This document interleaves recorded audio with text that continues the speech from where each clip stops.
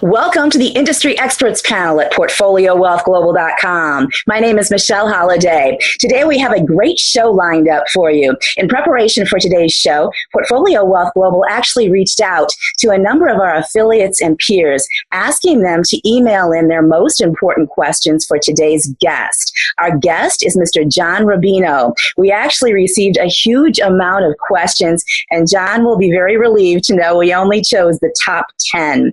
John is the founder of DollarCollapse.com. He is also a former Wall Street analyst and a very well-known financial broker. John, welcome to the show. How are you today? Great, Michelle. Good to talk to you. Oh, we're thrilled to have you. John, we're going to start off with our very first question. It comes from one of the closest confidants of Tom Beck. He's the founder of Portfolio Wealth Global. And one of the reasons that we put this question at the top is that it actually is the most popular question that everybody asked. He puts the question like this. He says, has 2008 and the aftermath of it with the TARP bailouts, QE program, and ZIRP policies actually solidified how much the world, governments and citizens alike, are locked in and accustomed to fiat currencies and our current systems? In other words, if 2008 did not change the public's perception of currencies and only being backed by good faith, what would? Well, what happened after 2008, 2009, and by the way, I didn't think this was possible. I thought that was really the end of the road for this financial system. But we basically borrowed more in 5 or 6 years than the human race had borrowed up until that point. So wow. Think of the world, the global financial system, as a family where one of the breadwinners loses their job. And instead of taking the kids out of private school or selling their house or downsizing in some other way, they just put it all on credit cards and keep going. Well, to the neighbors, it looks like they're fine, right? Because they've still got their big SUV in the driveway and they're still in their big house, et cetera, et cetera. But what's actually happening is they're building up so much debt that the repo man is getting ready to come and take everything away. Wow. So what we've done since 2008, 2009 in no way helped us. All it did was buy us a little bit more time in which to fix things when we didn't fix anything. We just continued to build up debts all around the world. And now what you're seeing is a lot of these debts that we took on in the last 5 or 6 years start to cause trouble. For instance, you've got emerging markets right now that borrowed a ton of US dollars for some reason, thinking that their currencies would continue to appreciate versus the dollar, which means it would be really easy to pay off dollar-denominated debt.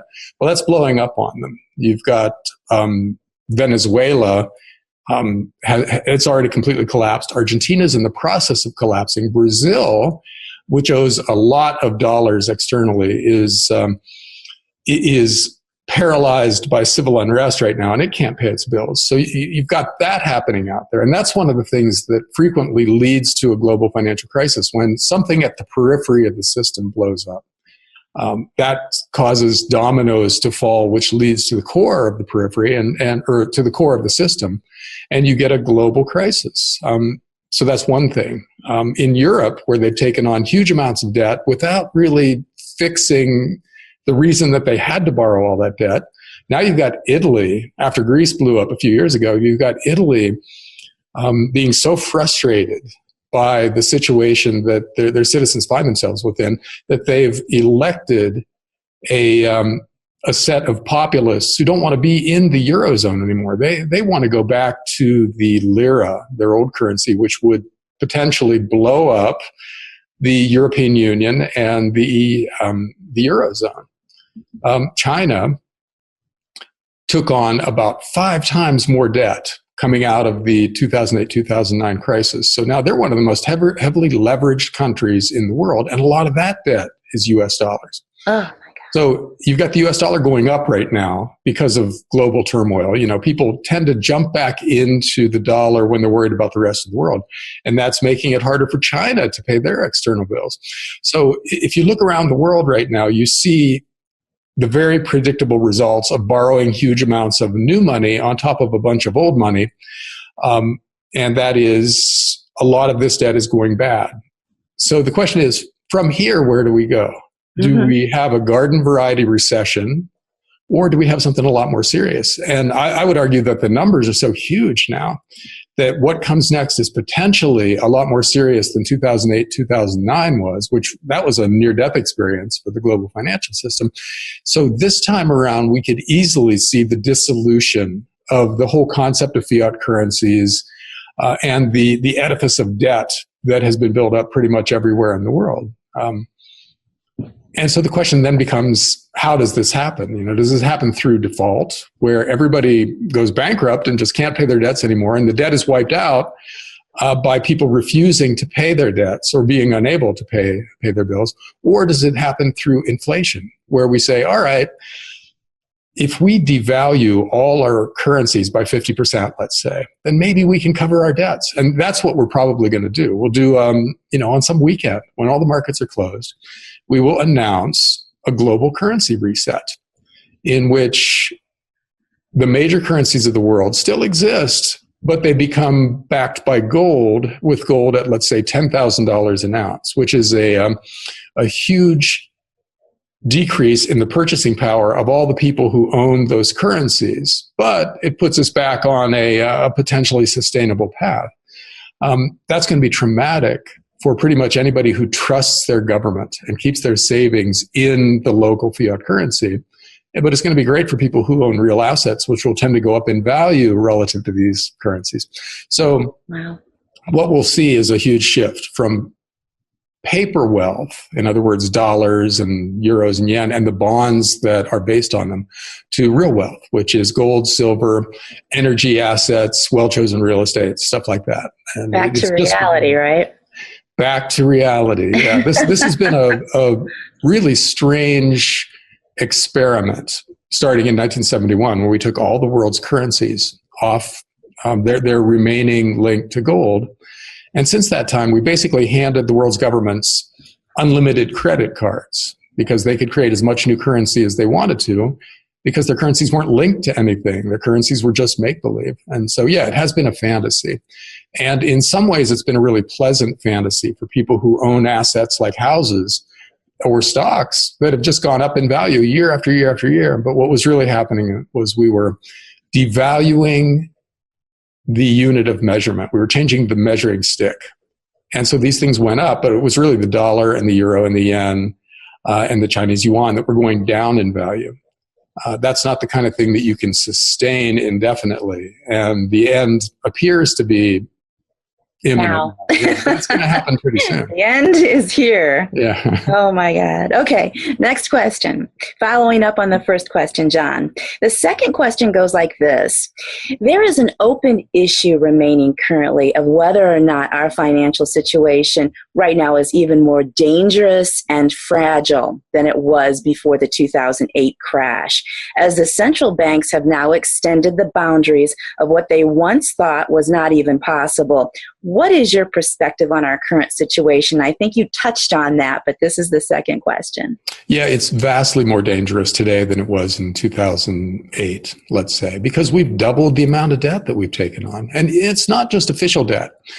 There's something called unfunded liabilities, which are the promises that are made by governments and by pension funds around the world to people who might someday benefit from a plan like Social Security or Medicare or a public sector pension.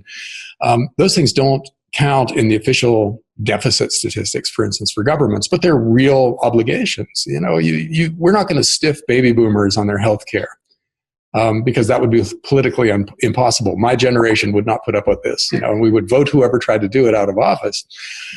So those are just as real as government bonds or corporate bonds or mortgages or credit cards, and they're ballooning.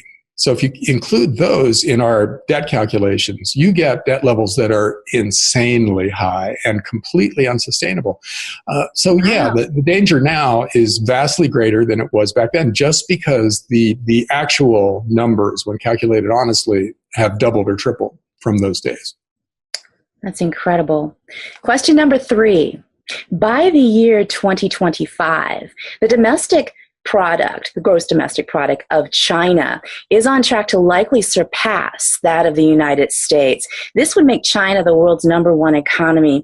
American dominance is in technology and still visible, but by 2035, if all things hold true, China will spend more on defense, technology, military than the U.S., making it not only the largest economy, but also the strongest militarized nation. What are some of the ramifications of this, and how can everyone and what can they do to prepare for this possibility? Well, there are two parts to that story. One is, the U.S. is just 5% of the world's population. So the idea that we're going to dominate the world for the next 100 years doesn't really make any sense. The only way we could do that is if we kept everybody else poor and ineffectual. In other words, keep China a developing nation rather than a developed one. Keep Africa dirt poor the way it is now. Keep Latin America in chaos. Keep India in chaos. That's not a good way to proceed in the world, because then we may be the world's only superpower, but the world that we're presiding over is a nightmare. What is a lot more likely is that the other countries of the world will over time continue to develop. They'll catch up to us. And so the U.S. will be a strong player on a good team. That's the ideal for us. We don't want to dominate, or we shouldn't want to dominate the world into the indefinite future. We should want to lift the world up so that everybody else is fairly rich and capable of having good lives and is oriented towards peace, not war, and order, not chaos.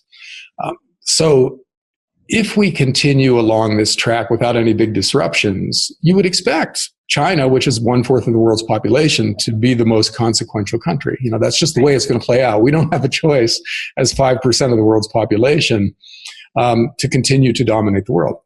However, it's not going to play out that way because we have this gigantic financial crisis looming in the not too distant future where we've all borrowed so much money that's going to cause this huge disruption.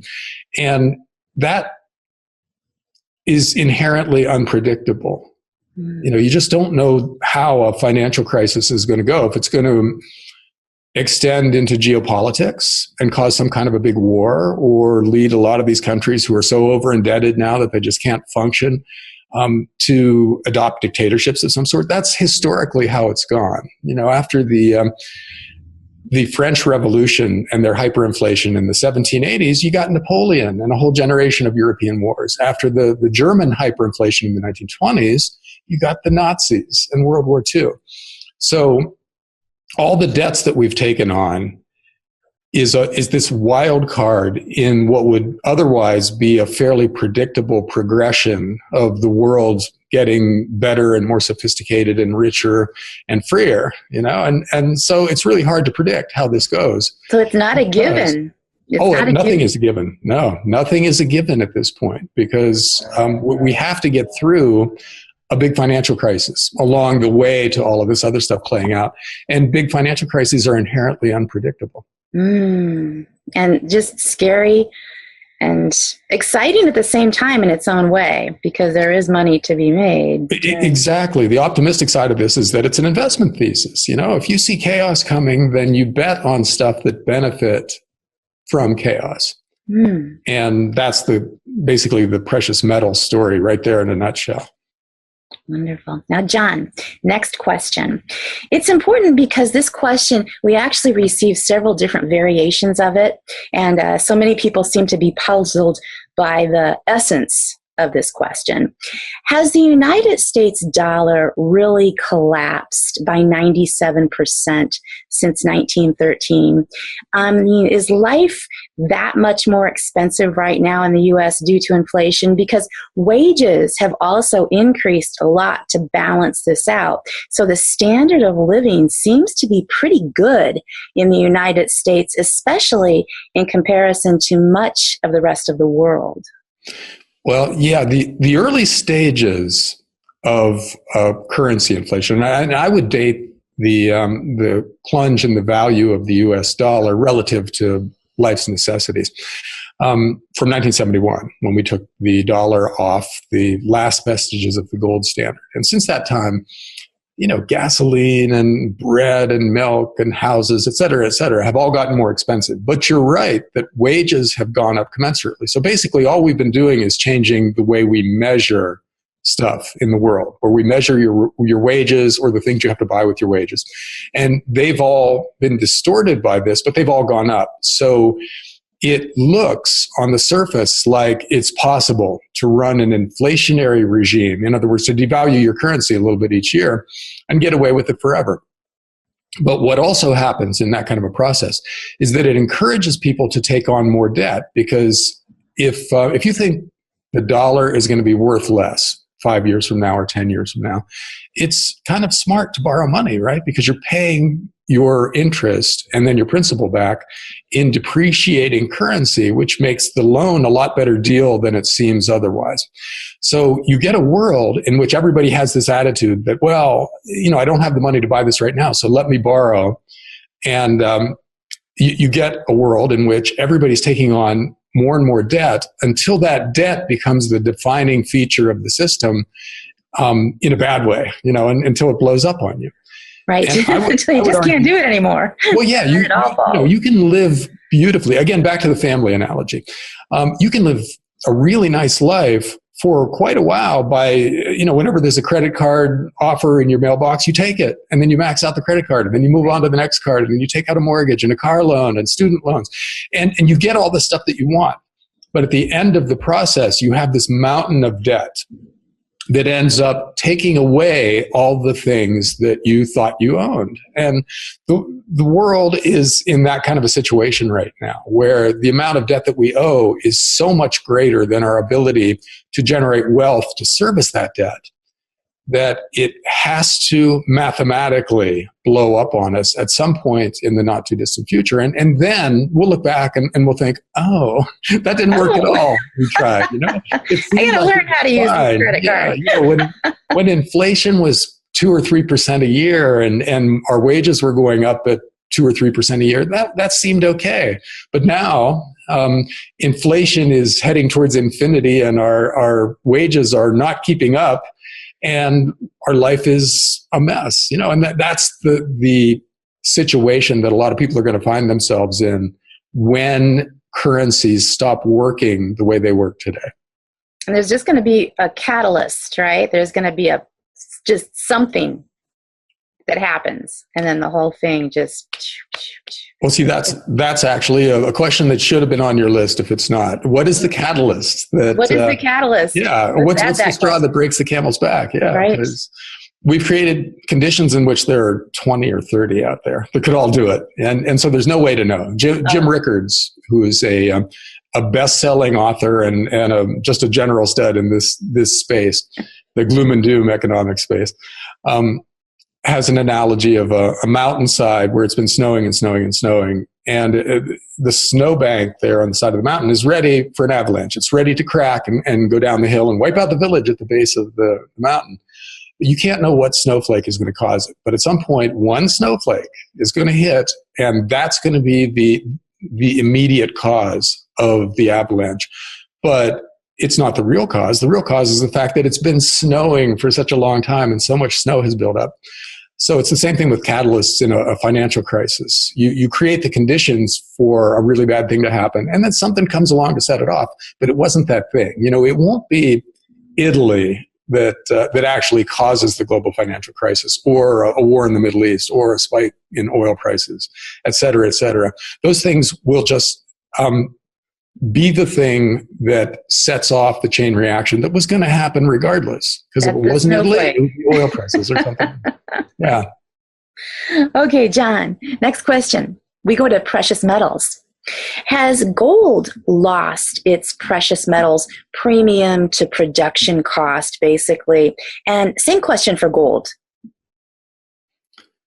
Premium to production. In other words, are precious metals trading at a level that most gold miners can't make any money? Because exactly. It's down there. I think the production costs for both gold and silver are a little below today's prices, but not much.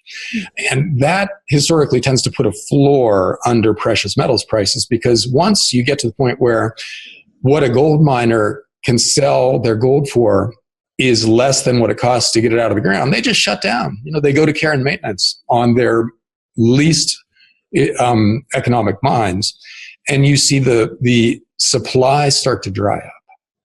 And historically, this has been the point at which the price starts to turn around and go up again. And that's true for all commodities. You have these cycles where the price will drop to the point where people just start shutting down and supply dries up and then prices rise. We're not far from there. And that should give people who own gold and silver confidence to stay the course as we grind through this boring time when it's not really doing much of anything. Right. Because the downside risk is very limited and the upside potential is really outrageous in this world. Huge.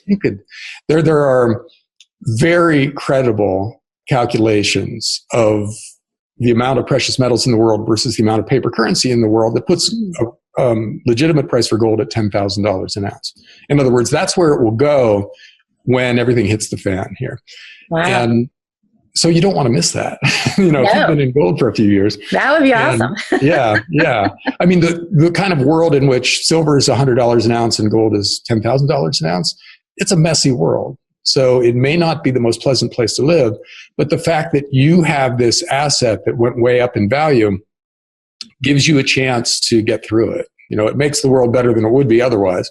And that's really all we can hope for heading into something that promises to be extremely messy and extremely scary, is that some of our capital is preserved and allows us to buy life's necessities and protect ourselves and maybe invest in things that at the bottom of the cycle are really attractive.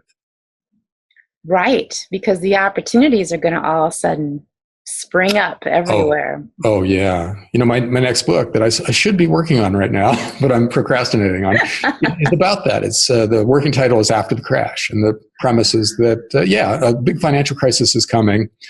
But you already know that because it's been coming for 15 years and you've read some of the books, blah, blah, blah.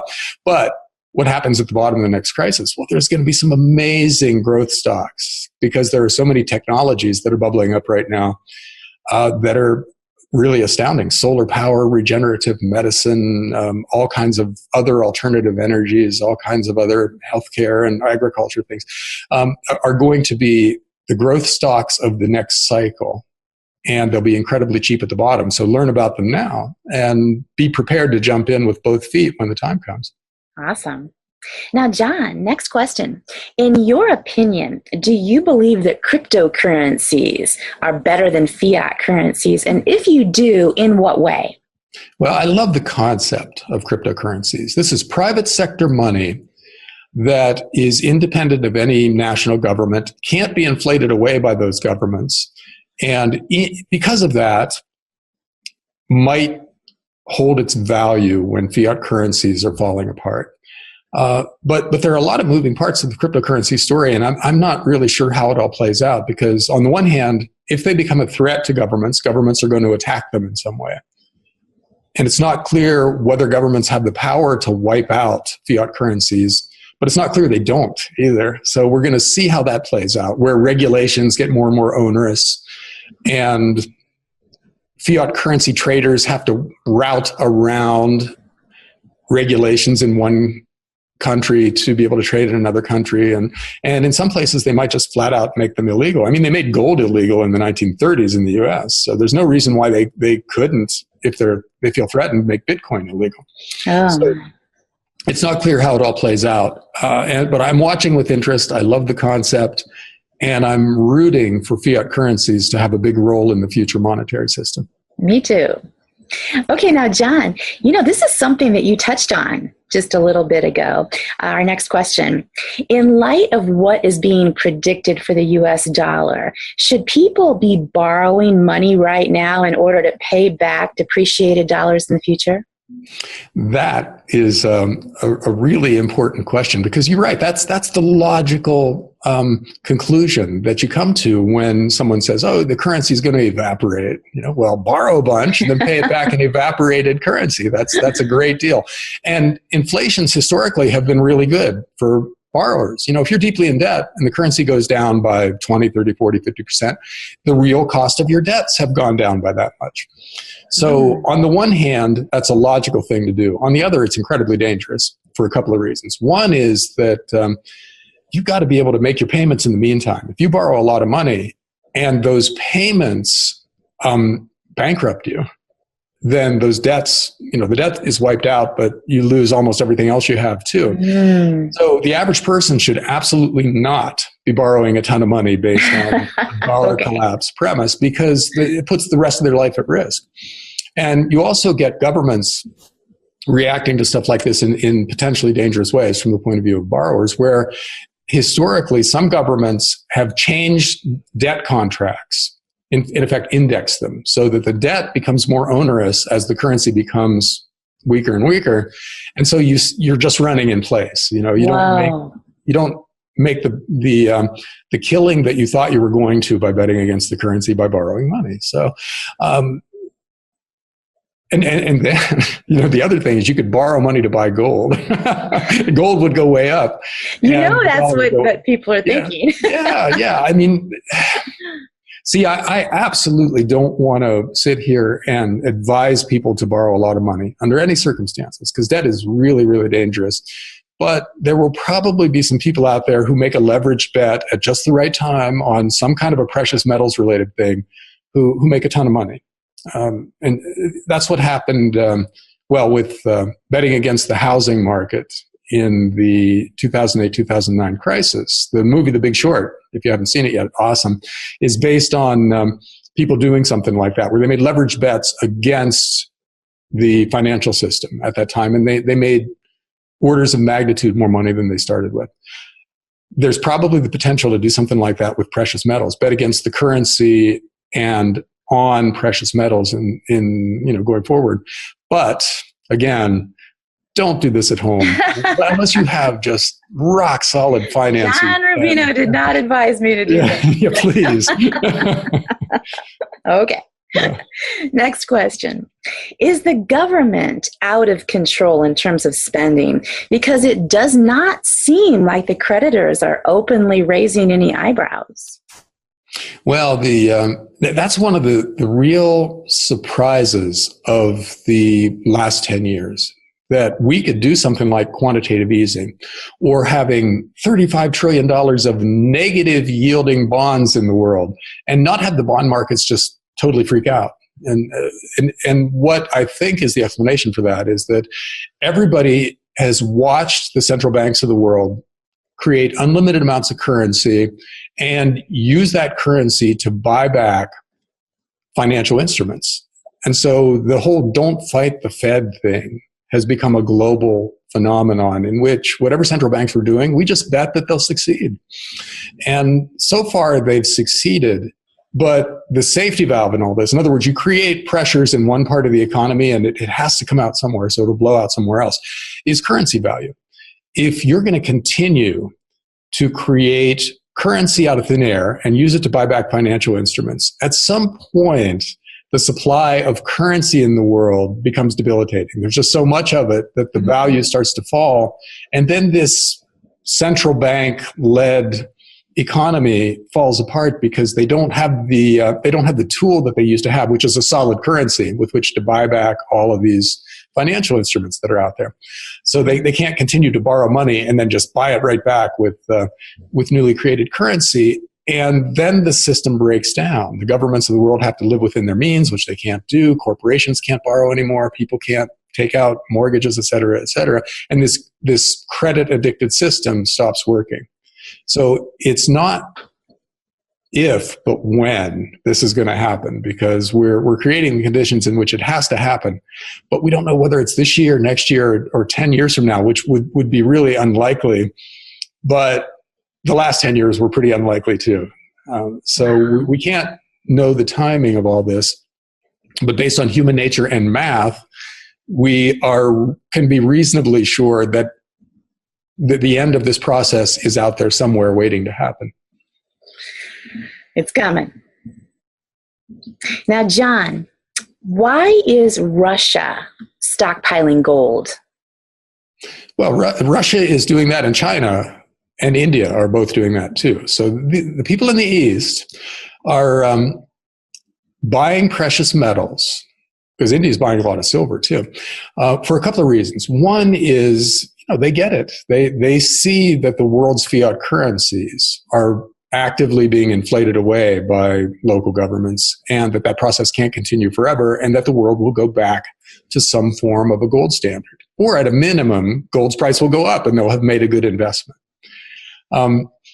The other impetus for what they're doing is that they're frustrated with the US having the world's reserve currency, because that gives us, for instance, the power to build $1 trillion a year global military empire that restrains Russia and China and India in their own backyards. They would like to be, if not global powers, regional powers. They want to dominate their neighbors, as, historically big countries have always wanted to do. It's not this brand new thing that they discovered. It's something that powerful countries have always wanted to be able to do for their own defense, if for nothing else. If you've got political sway with your neighbors, then you have a buffer around you. You can't be invaded as easily. And, especially in Russia's situation, they've been invaded a lot. They don't want German soldiers to come across their borders again, or French soldiers or whatever, because that has happened in living memory. So they've got a point, you have to admit. And one of the ways that they hope to achieve regional dominance, or at least regional power, is by weakening the U.S. And if they continue to buy gold with their dollar reserves, a lot of the times they're selling dollars in order to buy gold, their currencies are going to be backed more solidly than the other currencies of the world. And at some point in the future, their currencies might be reserve currencies to an extent, giving them some of that reserve currency power. In other words, allowing them to create more of their currencies, finance a stronger military, and in that way, challenge us. And, that's normal geopolitics. It's happened since the beginning of time. And they're using money as one of the tools in this great game, as it used to be called, that is now playing out on a new stage. It's playing out on the monetary stage. But that's why it's playing out. And I would argue that, to the extent that, they're not acting brilliantly across the board, but in the monetary realm, where they're buying gold with fiat currencies, I would argue that that's a smart move for them, that will probably pay off for them in the future and give them some of what they want. And our position as the petrodollar, man, that's really given us the trump card, if you will, for how many years? 60 years? 80 years? Since the 70s. Yeah. That's something that has allowed us to do things that we wouldn't have normally been able to do. Or again, we're 5% of the world's population, and our currency is absolutely dominant for global trade.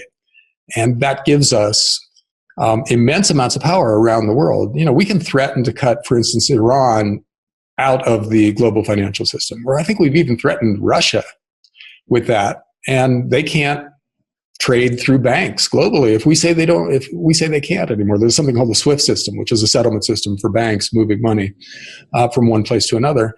We control that.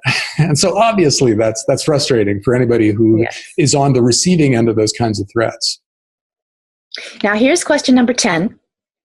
John, what are the top 2 actions to take if you're approaching retirement age with insufficient savings? Well, that's 90% of the baby boomer generation right there, right? We didn't save enough as a generation, and nobody else is either, but we should have, and we didn't. And it's not an easy thing to deal with, because later in life, your expenses kind of go up. You can have healthcare bills that wipe out any kind of a savings plan that you might have had. But barring that, if you've got positive cash flow, the way to build up savings is basic common sense. You spend less and you save more, and you do it as aggressively as you can. Live small now so you can live comfortably later. And that's just the price you pay for not having saved money in the past. With the money that you're saving, you can, a regular financial planner might say, well, you can go aggressive for a few years, buy a lot of stocks, and they'll yield more and build up your capital faster. And that would have been the right thing to do over the past 10 years. But I think that stock valuations being what they are, we're near the end of that process too, although we might not be at the end. Stocks might have one more pop in the future as money flows in from the rest of the world, because the rest of the world is even messier than us. US stocks might go up. But I think shifting your finances, shifting your capital from financial assets to real assets on an ongoing basis is probably the safest thing to do. In other words, if you've got a bond fund out there, that's at risk of a currency crisis. So move some of the money from your bond fund into a precious metals fund, for instance, or physical precious metals that you're storing at home. I lean towards gold and silver as the assets that will protect you going forward. And when there is a currency reset, all of a sudden your capital will jump. And it's possible that if you've got enough gold and silver relative to fiat currency, you'll be okay at the time. You'll have saved enough and be able to retire comfortably. But I wouldn't take a lot of chances other than that, because the world is getting really choppy and really volatile. And any chance you take could just as easily blow up on you as pay off for you. So now is a dangerous time. If they move their whatever assets, bond-wise or retirement accounts, into gold, that's what the best advice for them.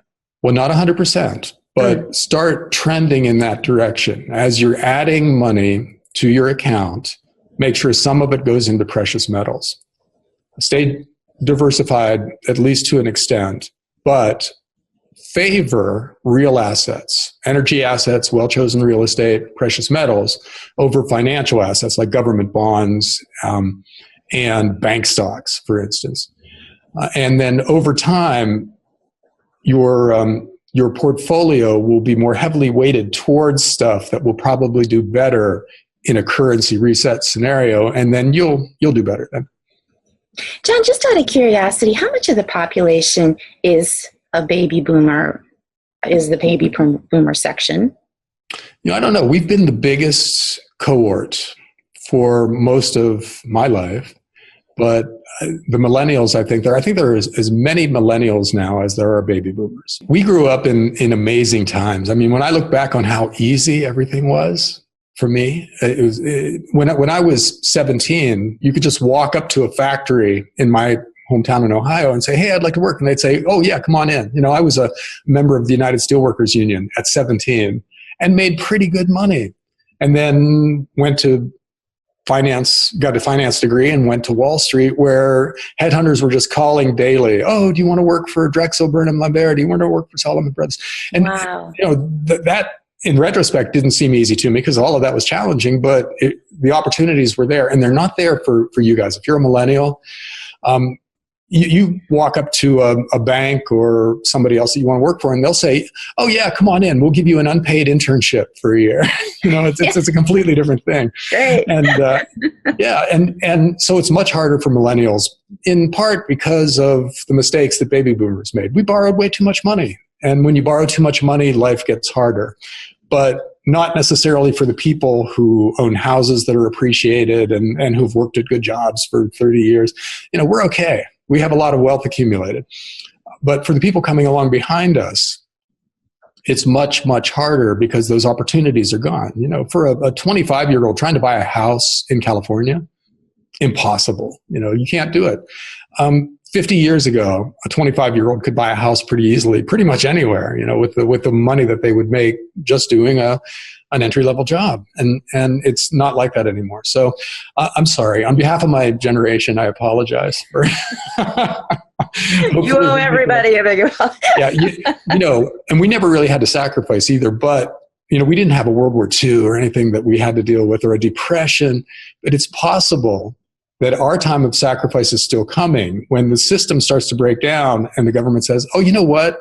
Retirement age is no longer 66. I'm sorry, it's going to be 75. And so all the baby boomers have to work for an extra 10 years in order to finance the lives of our kids and grandkids. And I think that's fitting. It's not a pleasant prospect, but it's probably something that might give us a chance to finally sacrifice for the rest of the country. John, this has been an amazing interview. Please tell us about what you're doing right now and how everybody can follow your work. Well, right now I run dollarcollapse.com, which is a site that covers all the stuff we talked about, updated continuously. So the idea is you tune in the morning, check it out, and you're brought up to speed on the gloom and doomy side of the world, because that's the beat there. So don't look for optimistic news, but look for the real things that are happening out there. Realistic. John, thank you so much for taking the time to come on the show. Thanks, Michelle. Mr. John Rubino, expert financial analyst and the founder of the website dollarcollapse.com. For the Industry Experts panel, I'm Michelle Holliday at PortfolioWealthGlobal.com.